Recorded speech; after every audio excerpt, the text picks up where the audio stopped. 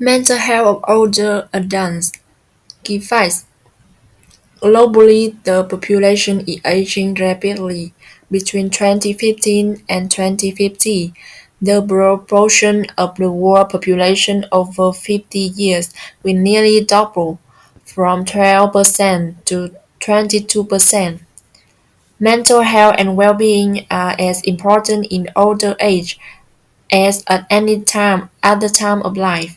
Mental and neurological disorder among older adults account for 6.6% of the total disability (DALES) dailies for this age group. Approximately 15% of adults aged 50 and over suffer from a mental disorder. Older adults, though aged 50 or above, make important contributions to society as family members, volunteers, and as active participants in the workforce.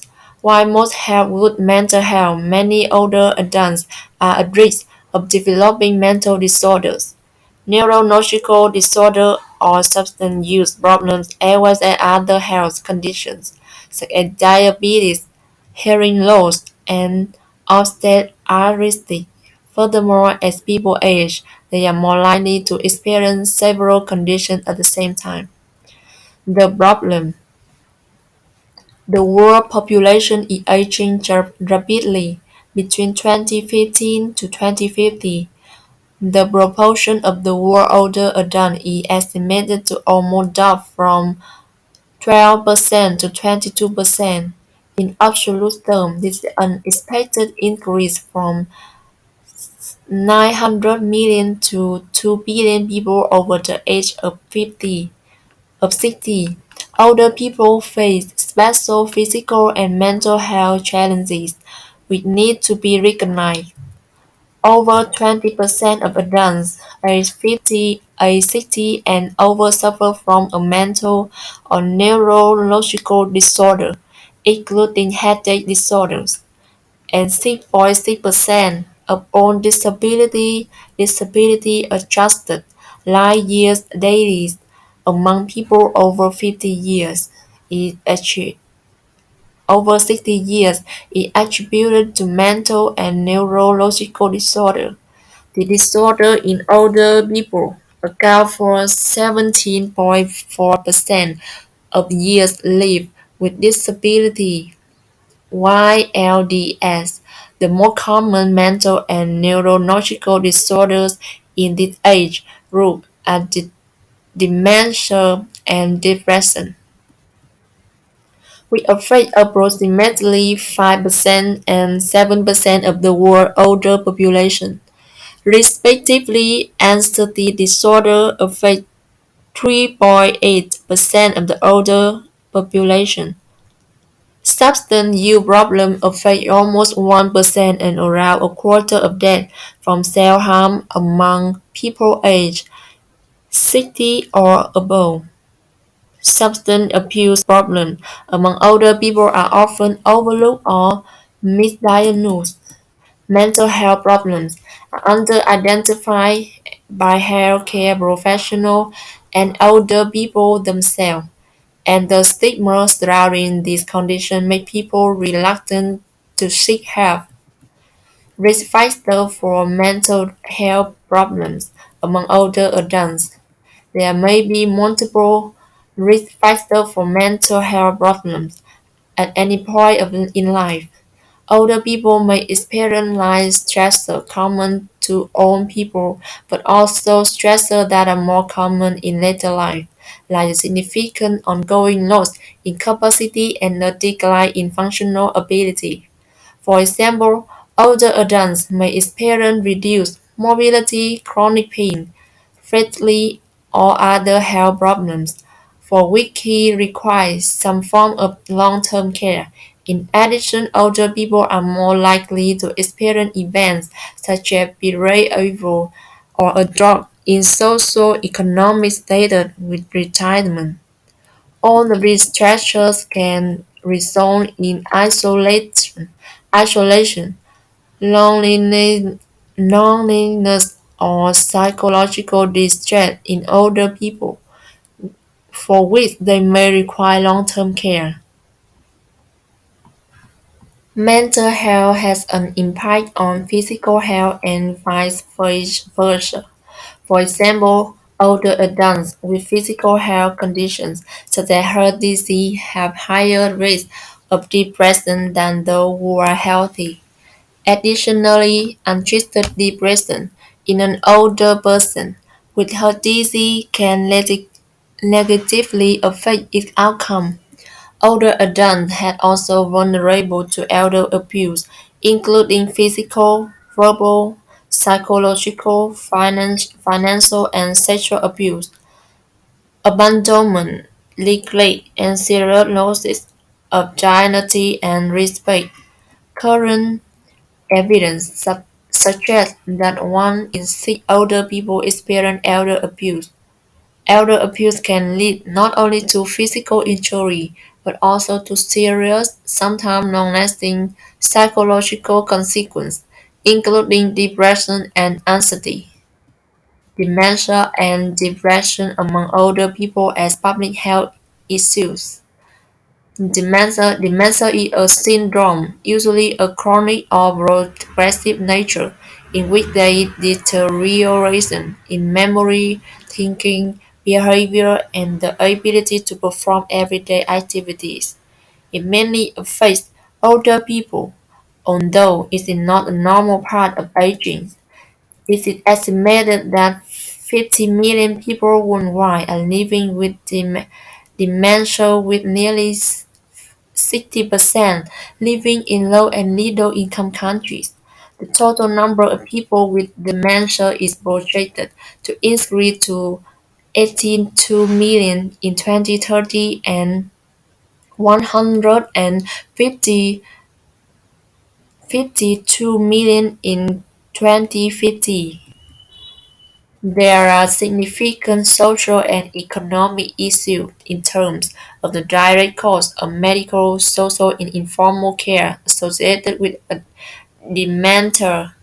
dementia. Moreover, physical, emotional, and economic pressures can cause great stress to families and carers. Support is needed from the health, social, financial, and legal system for both people with dementia and their carers. Depression. Depression can cause great suffering and lead to impaired functioning in daily life.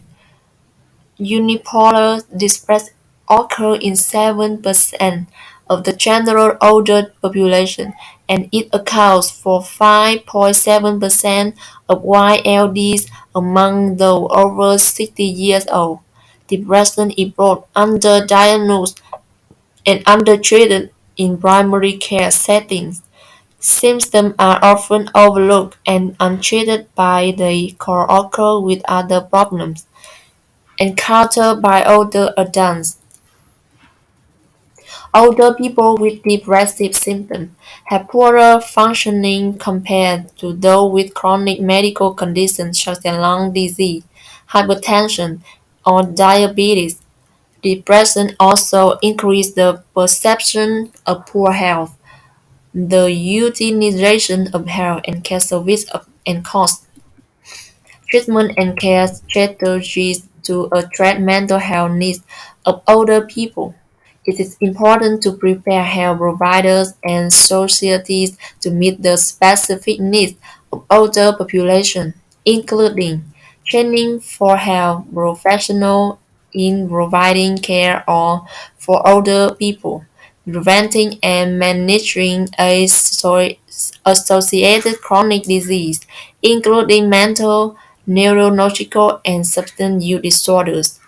Design, designing sustainable policy on long-term and palliative care, and developing a friendly service and setting.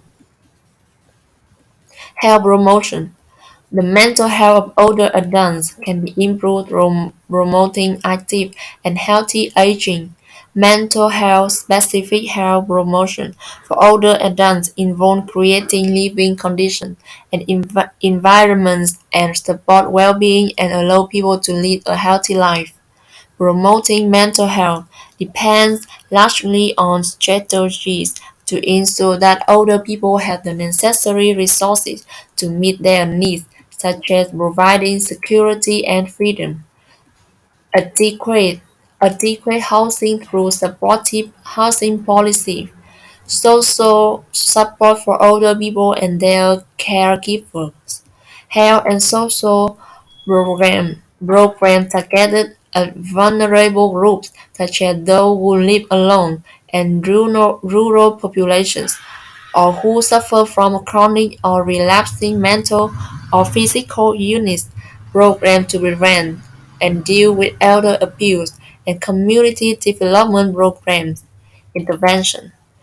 From recognition and treatment of mental, neurological, and substance use disorder in older adults is essential.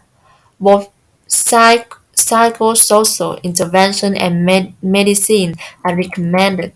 There's no medication currently available to cure dementia, but much can be done to support and improve the lives of people with dementia and their caregivers and families, such as early diagnosis, in order to promote early and optimal management, optimizing physical and mental health, functional ability and well-being, identifying and treating accompanying physical illness, detecting and managing challenging behavior, and providing information and long-term support to carers.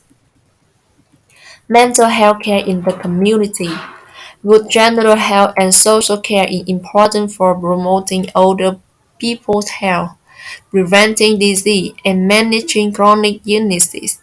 Training on health providers in working with issues and disorders related to aging is therefore important.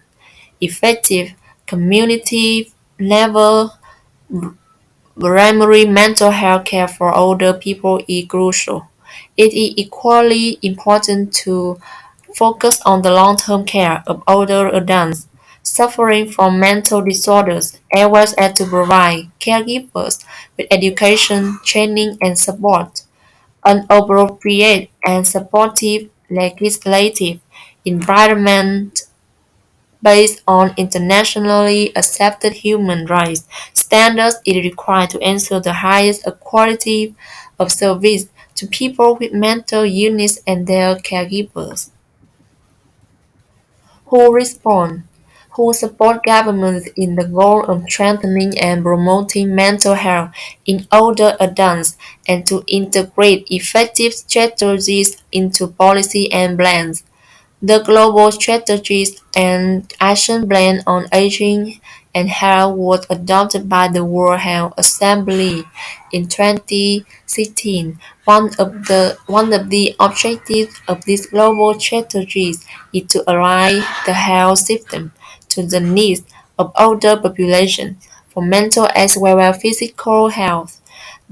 Key actions include orienting health systems around intrinsic capacity and functional ability, developing and ensuring affordable access to quality older person-centered and integrated clinical care, and ensuring a sustainable and appropriately trained, deployed, and managed health workforce. The Comprehensive Mental Health Action Plan for 2013-2020 is commitment by all who member states to take specific action to promote mental well-being, prevent mental disorders, provide care, enhance recovery, promote human rights, and reduce the mortality, morbidity, and disability of persons with mental disorders, including in older adults.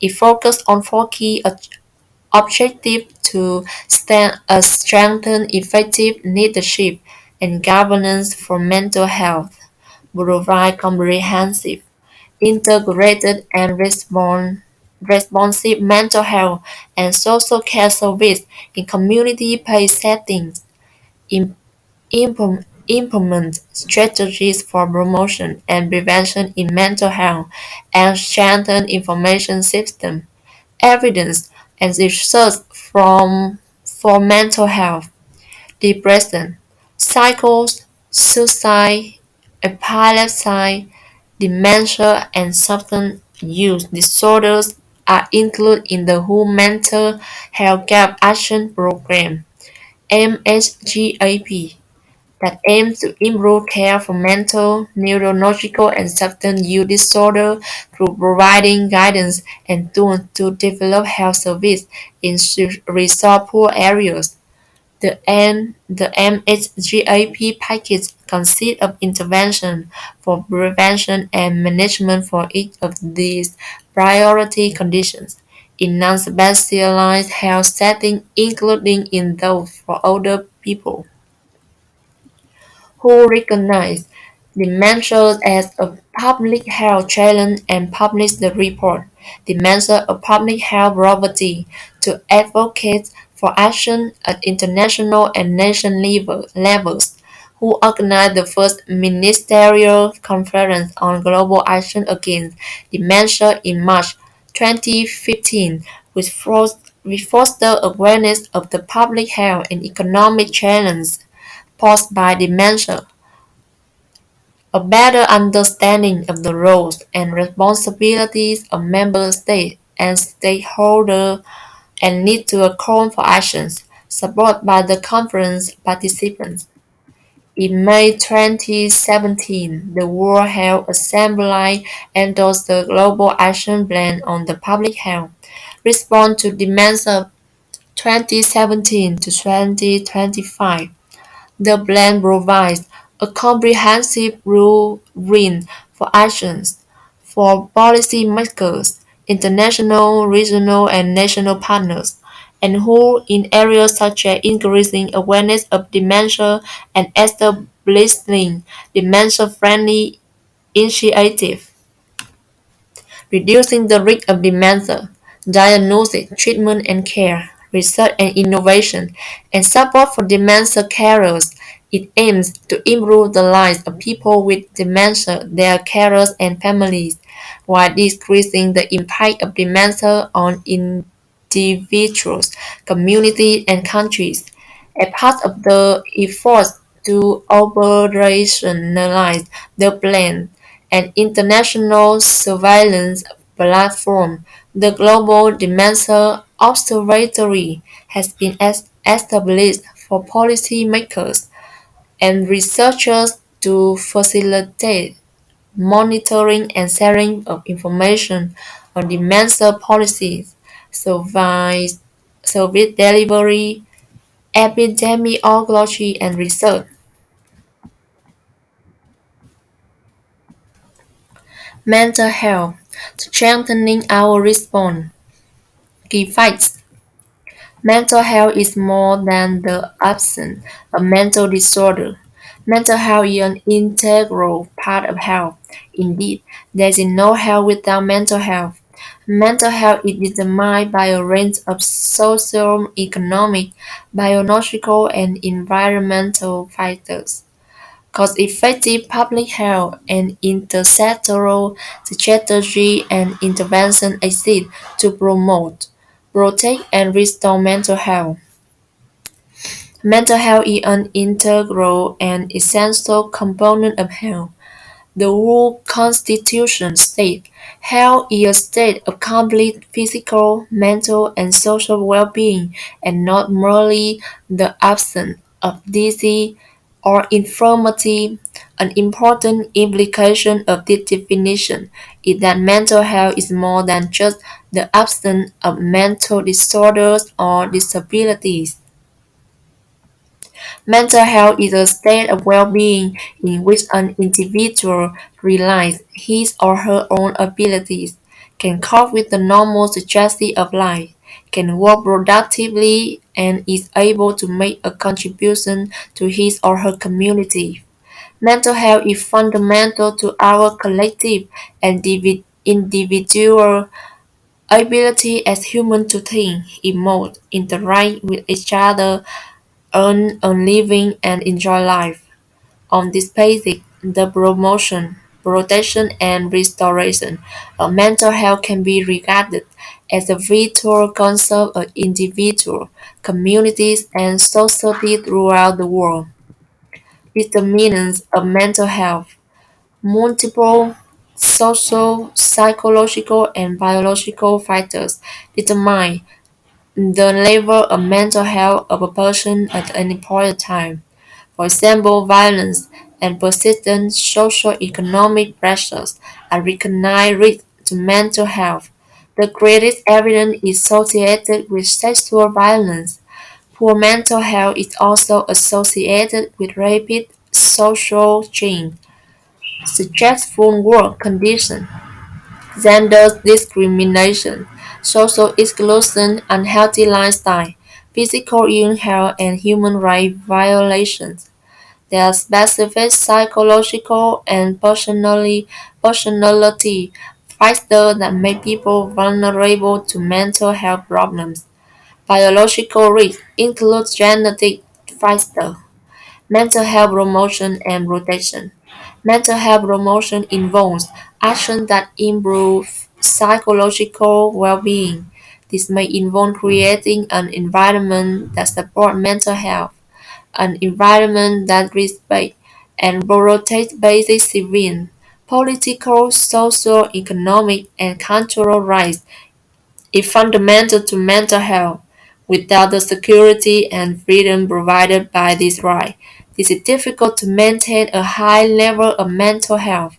National mental health policies should be concerned both with mental disorder and with broader issues that promote mental health. Mental health promotion should be mainstreamed into governmental and non-governmental policy and programs. In addition to the health sector, this is essential to involve in education, neighbor justice, transport, environment, housing, and welfare sector. Specific ways to promote mental health include early childhood intervention, example providing a stable environment that is sensitive to children's health and nutritional needs, with protection from threats, opportunities for early learning and interaction that are responsive, emotionally supportive, and developmentally stimulating. Support to children. Example: life skill programs, child and youth development programs, socio-economic empowerment of women. Example: improving access to education and microcredit. SIM. Social support for elderly populations. Example: befriending initiative, community and day center for the aged. Program targeted at vulnerable people, including minorities, indigenous people, migrants, and people affected by conflict and disasters. For example, psychosocial intervention after disasters, mental health promotional activity in school. Example, programs involving supportive ecological change in school, mental health intervention at work. Example, stress prevention programs, housing policy. Example, housing improvement, violence prevention program. Example, reducing availability of alcohol and access to arms. Community development programs. Example, integrated rural development, poverty reduction and social protection for the poor. Anti-discrimination laws and campaigns. promotion of the rights, communities, and care of individuals with mental disorder, mental health care and treatment. In the context of national effort to develop and implement mental health policies, it is vital to not only protect and promote the mental well-being of its citizens, but also address the needs of persons with defined mental disorder. Knowledge of what to do about the escalating burden of mental disorder has improved substantially over the past decade. There is a growing body of evidence demonstrating both the efficacy and cost-effectiveness of key interventions for priority mental disorders in countries at different levels of economic development. Examples of interventions that are cost-effective, feasible, and affordable include treatment of depression with psychological treatment, and for moderate to severe cases, antidepressant medicine, treatment of psychosis with antipsychotic medicine, and psychosocial support. Thus, the sanctions of alcoholic beverages and restriction of their availability and marketing. A range of effective measures also exist for the prevention of suicide, prevention and treatment of mental disorders in children, prevention and treatment of dementia, and treatment of substance use disorders. The Mental Health Gap Action Program MHGAP have produced evidence-based guidance for non-specialists to enable them to better identify and manage a range of priority mental health conditions. Who respond? Who support governments in the goal of strengthening and promoting mental health? Who has evaluated evidence for promoting mental health and is working with governments to disseminate this information and to integrate effective strategies into policy and plans. In 2013, the World Health Assembly approved a comprehensive mental health action plan for 2030 to 2020. The plan is a commitment by on whose member states to take specific action to improve mental health and to contribute to the attainment of a set of global targets. The action plan's overall goal is to promote mental well-being, prevent mental disorders, provide care, enhance recovery, promote human rights, and reduce the mortality, mobility, and disability for persons with mental disorders. It focuses on four key objectives to strengthen effective leadership and governance for mental health, provide comprehensive, integrated, and responsive mental health and social care service in community-based settings, implement strategies for promotion and prevention in mental health and strengthen information systems, evidence and research for mental health.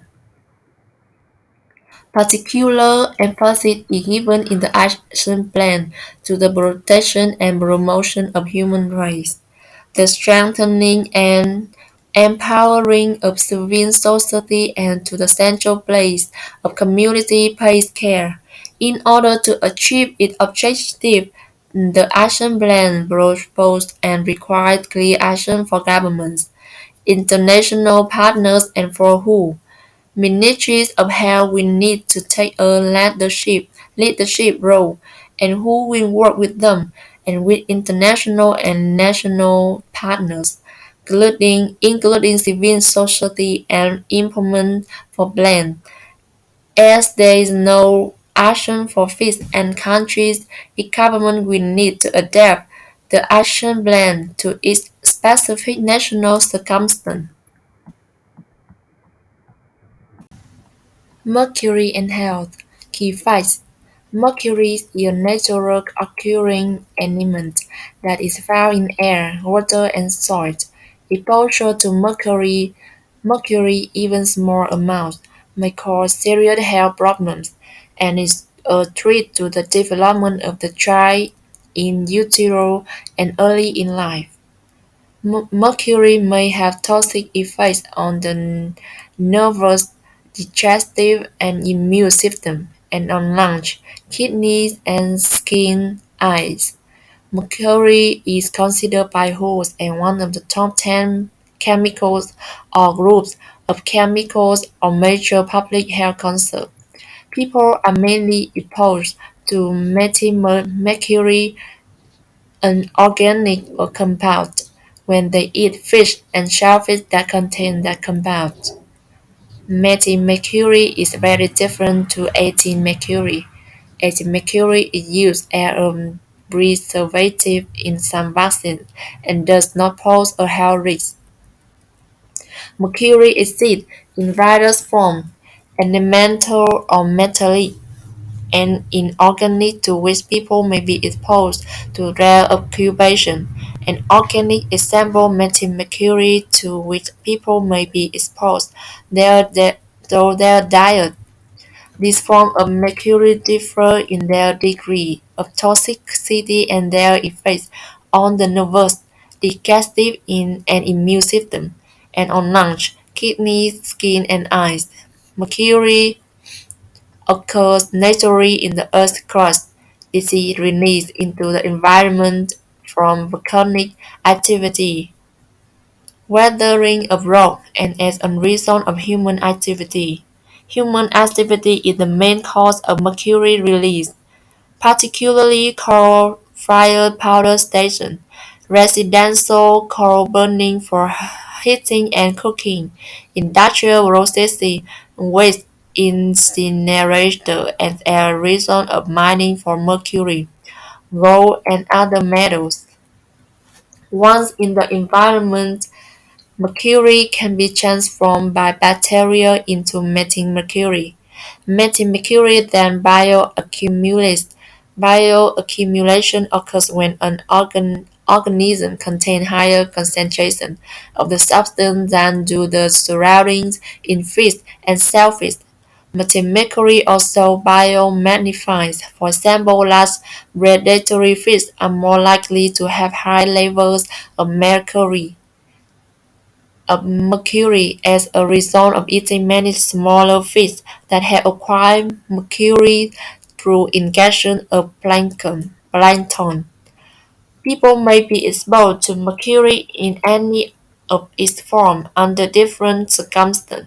However, exposure mainly occurs through consumption of fish and shellfish contaminated with methylmercury and through worker inhalation of aliments, mercury vapors.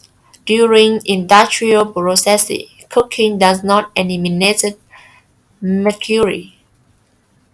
Exposure to mercury. All humans are exposed to some level of mercury. Most people are exposed to low levels of mercury, often through chronic exposure, continuous or intermittent long-term contact. However, some people are exposed to high levels of mercury, including acute exposure. Exposure occurring over a short period of time, often less than a day. An example of acute exposure could be mercury exposure due to an industrial accident. Factors that determine whether health effects occur and their severity include the type of mercury concerned, the dose, the age of developmental state of the person exposed, the fetus immunes substance table, the duration of exposure, the route of exposure, inhalation, ingestion, or dermal contact. Generally, two groups are more sensitive to effects of mercury. Foetuses are most susceptible to developmental effects due to mercury. Methylmercury exposure in the womb can result from mother consumption of fish and shellfish. It can adversely affect a baby's growing brain and nervous system.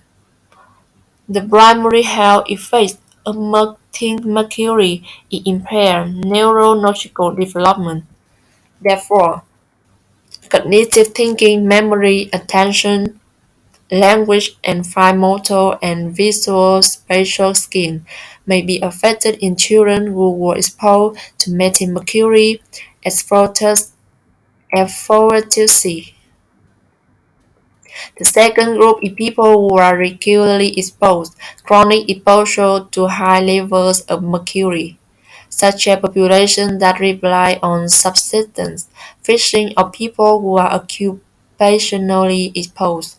Among selected subsistence fishing populations, between 1.5 believe 1,000 and 17 children show cognitive impairment, mental retardation caused by the consumption of fish containing mercury. These include populations in Brazil, Canada, China, Colombia, and Greenland. A significant example of mercury exposure affecting public health occurred in Minamata, Japan, between 1932 and 1968, where a factory producing acetic acid discharged waste liquid into Minamata Bay. The discharge included high concentration of methylmercury. The bay was rich in fish and shellfish, providing the main livelihood for local residents and fishermen from other areas. For many years, no one realized that fish were contaminated with mercury and thus were causing a strange disease in the local community and in their district. At least 50,000 people were affected to some extent and more than 2,000 cases of millimeter disease was certified. Millimeter disease peaked in the 1950s, with severe cases suffering brain damage, paralysis, incoherent speech, and delirium. Health effects of mercury exposure. Elemental and methylmercury are toxic to the central and peripheral nervous system. The inhalation of mercury vapor can produce harmful effects on the nervous, digestive, and immune system, lungs, and kidneys, and may be fatal. The inorganic salts of mercury are corrosive to the skin, eyes, and gastrointestinal tract, and may induce kidney toxicity if ingested. Neurological and behavioral disorders may be observed after inhalation, ingestion, or demo exposure of different mercury compounds. Symptoms include tremor, insomnia, memory loss, neuromuscular effects, headaches, and cognitive and motor dysfunctions.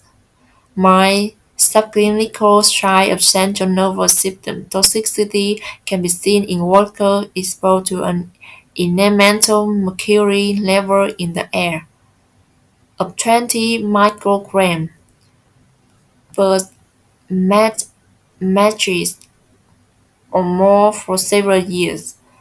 Kidney effects have been reported ranging from increased protein in the urine to kidney failure.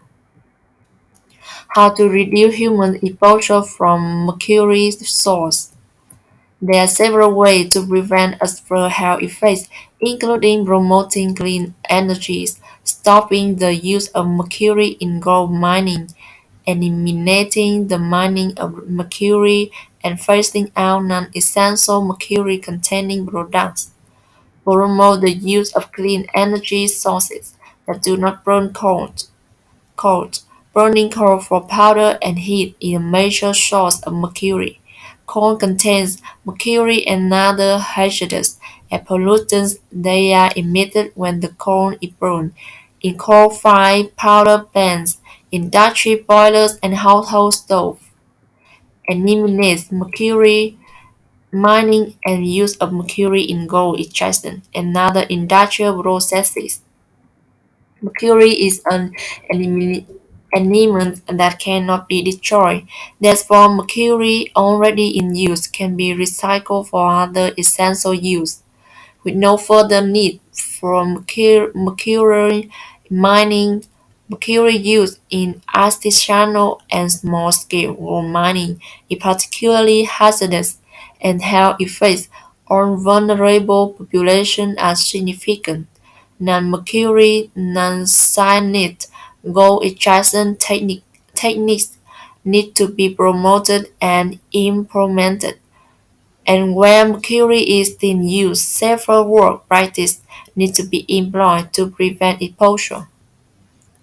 Phase out use of non-essential mercury-containing products and implement safe handling. Use and disposal of remaining mercury-containing products.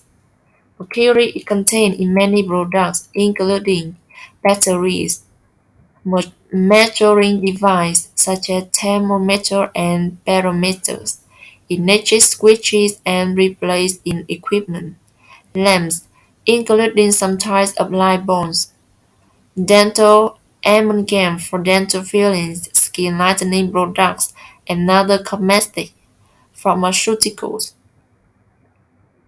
A range of actions are being taken to reduce mercury levels in products or to phase out mercury-containing products. In healthcare, mercury-containing thermometer and spirometers for being replaced by alternative devices. Dental amalgam is used in almost countries. A 2009 who expect consultation concluded that a global near-term ban on amalgams could be problematic for public health and the dental health sector, but a phase-out should be pursued by promoting disease prevention and alternatives to amalgam, research and development of cost-effective alternative education, dental professional, and the raising of public awareness. Inorganic mercury is added to some skin lightening products in significant amounts. Many countries have banned mercury-containing skin lightening products because they are hazardous to human health. Mercury used in vaccines and pharmaceuticals. Mercury such as thiamethyl ethylmercury is used in very small amounts as preservative in some vaccines and pharmaceuticals. Compared to methylmercury, ethylmercury is very different. Ethylmercury is broken down by the body quickly and does not accumulate. Who has closely monitored scientific evidence relating to the use of thiomycin as a vaccine preservative for more than 10 years and has consistently reached the same conclusion. There is no evidence that the amount of thiomycin used in vaccine poses a health risk. Political agreement. The continued release of mercury into the environment from human activity, the presence of mercury in the food chain, and the demonstrate adverse effects on humans are of such concern that in 2013 governments agreed in the Minamata Convention on Mercury. The convention obliges government parties to take a range of actions including the address mercury emission to air and to phase out certain mercury-containing products. Who respond? who published evidence about the health impacts of the different forms of mercury, guidance on identifying populations at risk from mercury exposure, tools to reduce mercury exposure, and guidance on the replacement of mercury-containing thermometer and blood pressure measuring device in healthcare, who leads projects to promote the sound management and disposal of healthcare waste and has facilitated the development of an affordable, validated, non-mercury containing blood pressure measuring device. Obesity and overweight. Key facts: worldwide obesity has nearly tripled since 1975. In 2016, more than 1.9 billion adults 18 years and older were overweight. Of these, over 650 million were obese. 30, 39% of adults aged 18 years and over were overweight in 2016, and 13% were obese. Most of the world population live in countries where overweight and obesity kills more people than underweight. 39 million children under the age of 5 were overweight or obese in 2020. Over 350 million and 40 million children and adolescents aged from 5 to 19 were overweight or obese in 2016. Obesity is preventable. What are obesity and overweight? Overweight and obesity are defined as abnormal or excessive fat accumulation that may impair health. Body mass index (BMI). BMI is a simple index of weight for head that is commonly used to classify overweight and obesity in adults. This is defined as the person's weight in kilograms divided by the square of his height in meters. Adults. For adults who define overweight and obesity as follows. Overweight is a BMI greater than or equal to 25 and obesity is a BMI greater than or equal to 30. BMI provides the most useful population-level measure of overweight and obesity and is the same for both sexes and for all age of adults. However, it should be considered a broad guide because it may not correspond to the same degree of fatness in different individuals. For children, it needs to be considered when defining overweight and obesity. Children under 5 years of age. For children under 5 years of age, overweight is weight for height greater than 2 standard deviations above whole child growth standard median, and obesity is weight for height greater than 3 standard deviations above the whole child growth standard median. Chart and table whole child growth standard for children aged under 5 years. Children aged between 5 to 19 years. Overweight and obesity are defined as follows for children aged between 5 to 19 years. Overweight is BMI for age greater than 1 standard deviation above the whole growth reference median, and obesity is greater than 2 standard deviations above the whole growth reference median. Facts about overweight and obesity. Some recent WHO global estimates follow. In 2016, more than 1.9 billion adults aged 18 years and older were overweight. Of these, over 650 million adults were obese. In 2016, 39% of adults aged 18 years and over, 39% of men and 40% of women were overweight. Overall, about 13% of the world adult population, 11% of men and 15% of women were obese in 2016. The worldwide prevalence of obesity nearly tripled between 1975 and 2016.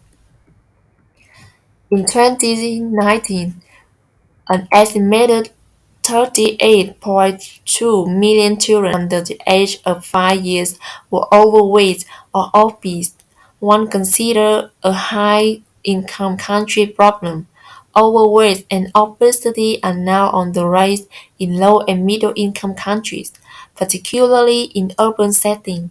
In Africa, the number of overweight children under 5 has increased by nearly 24% since 2000. Almost half of the children under 5 who were overweight or obese in 2019 live in Asia. Over 340 million children and adolescents aged from 5 to 19 were overweight or obese in 2016. The prevalence of overweight and obesity among children and adolescents aged from 5 to 19 had risen dramatically from just 4% in 1975 to just over 18% in 2016. The rise had occurred similarly among both boys and girls. In 2016, 18% of girls and 19% of boys were overweight, while just under 1% of children and adolescents aged from 5 to 19 were obese in 1975. More 124 million children and adolescents, 6% of girls and 8% of boys were obese in 2016. Overweight and obesity were linked to more deaths worldwide than underweight.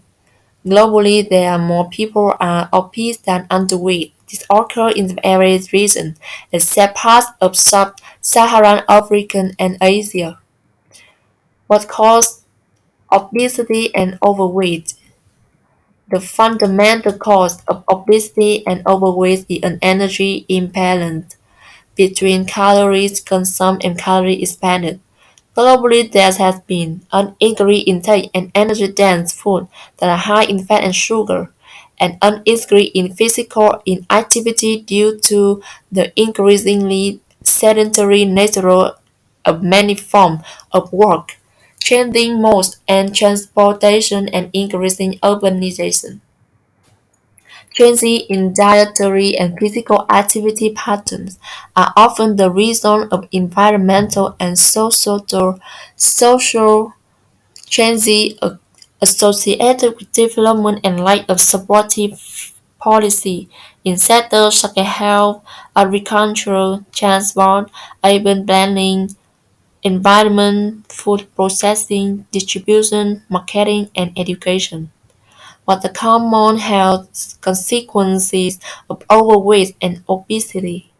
Race BMI is a major risk factor non-communicable disease such as cardiovascular, many heart disease and stroke, which were the leading cause of death in 2012. Diabetes, musculoskeletal, especially osteoarthritis, a highly disabling degenerative disease of the joint. Some cancer including endometrial breast, ovarian, prostate, liver, gallbladder, kidney, and colon. The risk of the non-communicable disease increase with increase in BMI. Childhood obesity is associated with a higher chance of obesity, premature death, and disability in adulthood. But in addition to increased future risk, obese children experience breathing difficulties, increased risk of fracture, hypertension, early marker of cardiovascular disease, insulin resistance, and psychological effects. Facing a double burden of malnutrition. Many low and middle income countries are now facing a double burden burden of malnutrition. While these countries continue to deal with the problem of infectious disease and undernutrition, they are also experiencing a rapid upsurge in non-communicable disease, risk factors such as obesity and overweight, particularly in urban settings. It is not uncommon in find undernutrition and obesity coexisting within the same country, the same community, and the same household. Children in low and middle income countries are more vulnerable inadequate prenatal, infant, and young child nutrition. At the same time, the children are exposed to high fat, high sugar, high salt, energy dense, and micronutrient poor foods, which tend to be lower in cost but also lower in nutrient quality. These dietary patterns, in conjunction with lower levels of physical activities, result in sharp increase in childhood obesity while undernutrition issues remain unsolved. How can overweight and obesity be reduced? Overweight and obesity, as well as their related non-communicable disease, are largely preventable.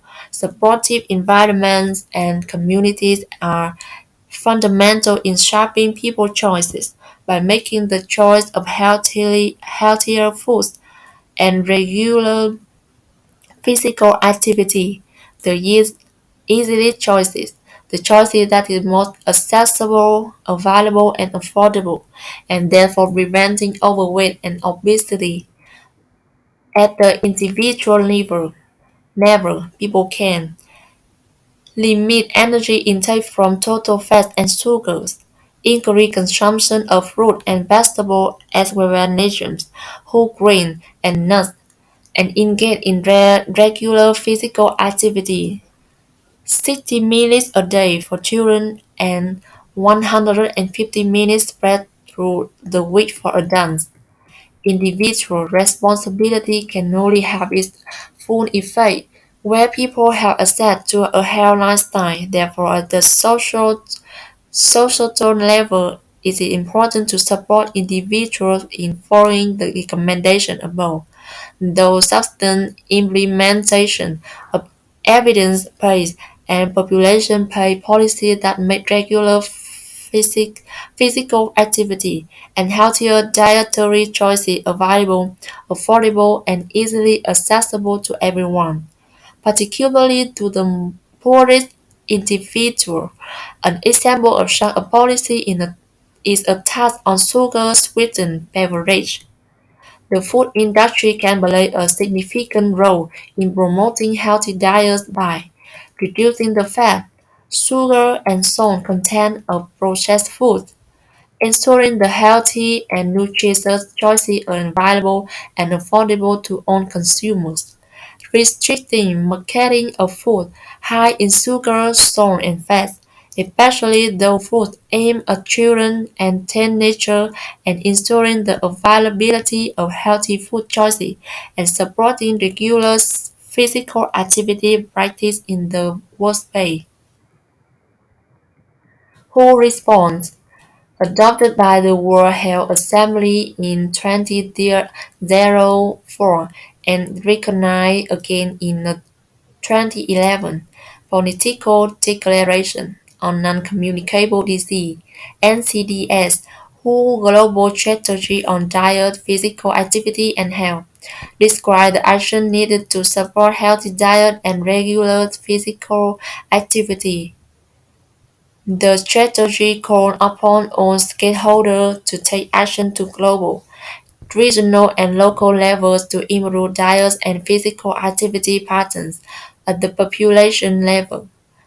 The 2030 Agenda for Sustainable Development recognized NCDs as a major challenge for sustainable development. As a part of the agenda, heads of state and government committed to develop an ambitious national response by 2030 to reduce by one-third premature mortality from NCDs through prevention and treatment, SDG Target 3.4, the Global Action Plan on Physical Activity 2018 to 2030, more active people for a healthier world, will provide effective and feasible policy action to increase physical activity globally, who published active a technical package to assist countries in planning and delivery of their responses. New guidelines on physical activities, sedentary behavior, and sleep in children under 5 years of age were launched in 2019. The World Health Assembly welcomed the report. The Commission of Ending Childhood Obesity 2016 and its six recommendations to address the obesogenic environment and critical period in the life course. To tackle childhood obesity, the implementation plan to guide countries in taking action to the implement. The recommendation of the Commission was welcomed by the World Health Assembly in 2017.